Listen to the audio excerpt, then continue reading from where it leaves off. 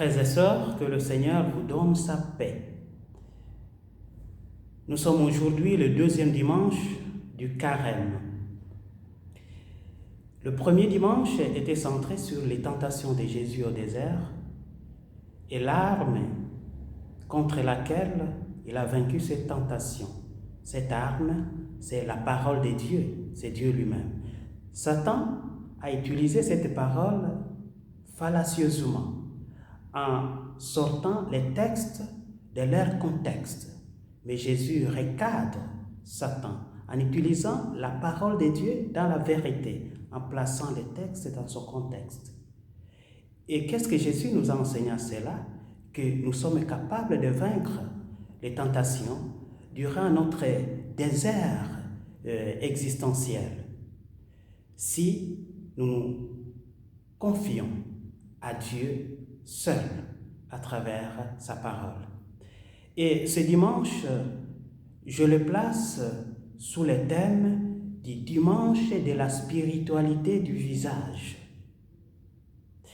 En grec, le visage, c'est dit prosopon. Et le visage représente la personne même. Ou mieux, c'est la personne même. Parce que voir le visage de quelqu'un, c'est voir la personne, cette personne-là.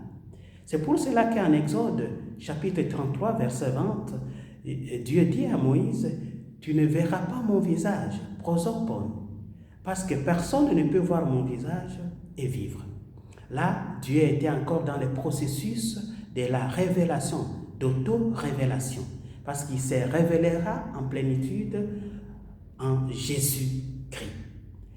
Et revenons sur le visage, qui représente la personne même.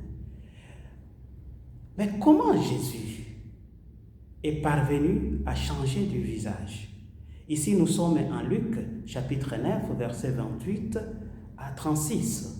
Et si je dois lire les deux premiers versets, nous disent « Jésus prit avec lui Pierre et Jean et Jacques et monta sur la montagne pour prier. Pendant qu'il priait, l'aspect de son visage changea et son vêtement devint d'une blancheur éclatante. » Jésus monte pour prier. La prière, c'est la rencontre avec Dieu. C'est le rendez-vous spirituel avec Dieu. Et voilà, veux-tu changer de visage? Veux-tu changer de l'être intérieur? Alors, fais ce chemin intérieur, ce chemin de rencontre avec Dieu, qui est le chemin de l'intériorité, le chemin du cœur, la prière. Et ce n'est pas seulement l'être de Jésus qui a changé, mais si on nous dit même ses vêtements deviennent blancs et resplendissants. Et donc, toute la vie de Jésus change. Son rapport avec Dieu change et son rapport avec la société, le monde change. C'est l'aspect extérieur. Et voilà, nous aussi, si effectivement nous faisons ce chemin de rencontre, ce chemin intérieur, notre rapport avec Dieu sera authentique, vrai. En même temps, la conséquence de ces rapports authentiques avec Dieu se répercute à notre rencontre ou nos relations avec les autres, nos frères et sœurs. Et quel est l'instrument pour changer nos visages intérieurs? Oui, c'est la prière, comme je le disais. La prière est donc la lotion de beauté. C'est la lotion du cœur. Comme nous prenons soin chaque jour à laver nos visages corporels et après placer la lotion. De même, la prière est la lotion de nos cœurs. Et alors, frères et sœurs, prends-tu soin de laver et de placer la lotion sur ton cœur? Si oui, il n'y a pas autre conséquence que ta vie même qui changera. Ça ne sera plus une vie d'hypocrisie, mais ça sera une vie en vérité. Et voilà, ce dimanche, comme le temps de carême et le temps de la conversion, la métanoïa, ce dimanche justement nous dit ça.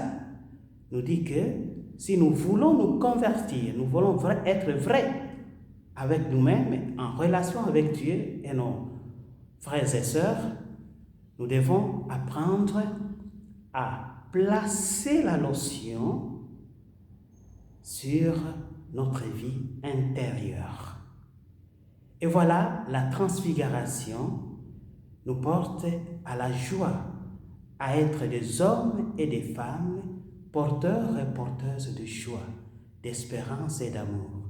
Et non plus de peur, non plus de visages renfrognés, de visages qui portent la peur quand on te rencontre. Mais non, ça devient des visages qui portent la joie. Ce ne sont plus des visages qui portent les canons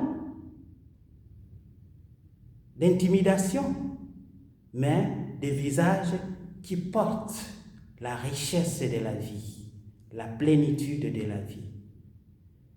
Et voilà, nous prions les uns pour les autres et surtout prions pour nos frères et sœurs qui traversent des moments difficiles, des moments de peur, que ce soit dans les pays, dans les situations de guerre armée, que ce soit aussi les différentes guerres que nous subissons ou que nous traversons dans nos relations les uns avec les autres.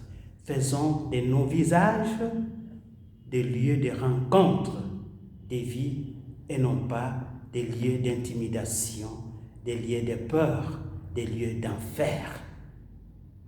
Que le Seigneur vous bénisse et vous garde.